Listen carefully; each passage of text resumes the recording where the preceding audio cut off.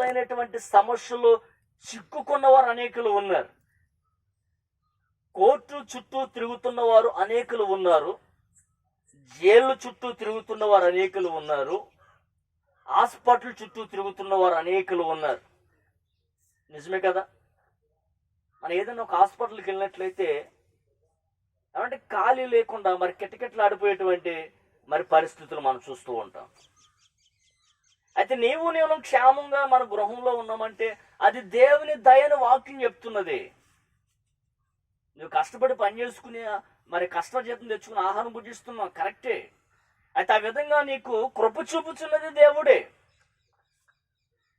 నీకు ఆరోగ్యాన్ని ఇస్తున్నది, నువ్వు కష్టపడి పని చేసుకుంటానికి జీవనోపాధిని ఇస్తున్నది.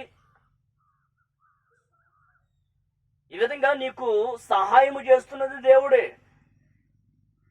నీవు ఈ రోజులోనికి దినములోనికి ప్రవేశించవంటే అది దేవుని కృప ఉన్నది. నీవు ఊపిరి పీల్చగలుగుతున్నావంటే అది దేవుని దయ ఉన్నది.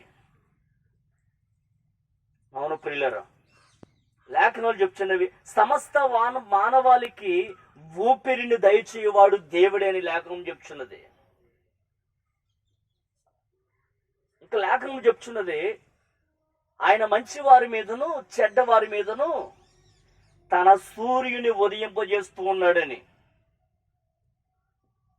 తన వర్షమును వర్షింపజేస్తున్నాడని లేఖనం చెప్తున్నది.